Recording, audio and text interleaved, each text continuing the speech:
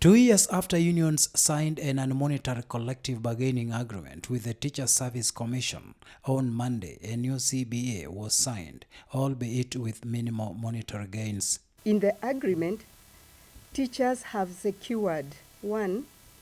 An increase in basic salary of up to 9.5%. And when we say 9.5%, it's because we calculated the average. It is very famous outside here that we signed a cashless CBA, and also referred to as the maternity CBA. Today is different because some monetary component has been witnessed and confirmed in what we have signed today. The addendum carries 2 financial benefits: a basic salary review of up to 9.5% for the lowest paid teacher. The signed CBA will see teachers serving at grade C2, which is the entry level for graduate teachers, get a pay rise of 4,164 shillings. Those at grade C3, 5,141, and D5, 4,883 shillings. Interestingly, this is the same offer that Kuppet rejected last week when it was presented to them by the Teachers Service Commission. However, we have established that an undertaking to have a technical team look at the salary issues for teachers serving at grade D5 who are serving as classroom teachers made Kuppet soften their stance.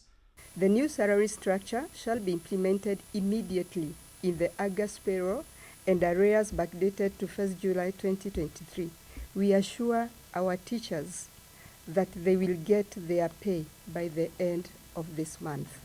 Kenya National Union of Teachers have always demanded a 60% increase of salaries across the board. I want to proudly say here today that we have already secured 10%. I want to tell Teachers Service Commission that we are coming for the next 50%. Over and above the salary reviews, Kuppet has secured the promotion of nearly 50,000 teachers this financial year. This is monumental because it has never happened before. This then should give us more energy to now look for what we had asked for, which was 30 to 70%. And as we ask for that 70%, we at least have something in the pocket with teachers to cushion them. It is also emerging that intervention by the President and detailed discussions between the unions and the TSC over per diem payment for teachers participating in extracurricular activities such as sports influenced Kuppet to sign the CBA. Although the matter is not yet concluded, it was agreed that a technical committee seizes of the matter with a view to reverting the issue of per diem back to TSC and not the Minister of Education, as is the case. The unions argued that since the TSC is responsible for teachers' payroll, it was only proper that the issue of per diem be managed by it and not the Minister of Education. We have secured to the bare minimum in the addendum the 7 to 10% which Salaries and Remuneration Commission had already given as an advisory and what the President had committed to give the teachers.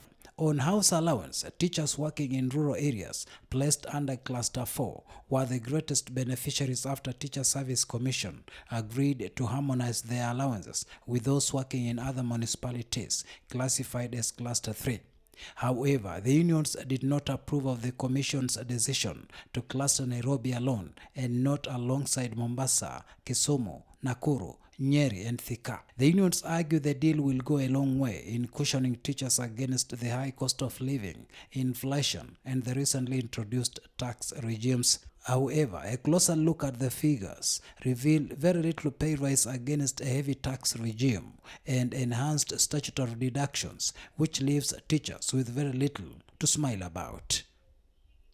Shadrach Miti, KTN News.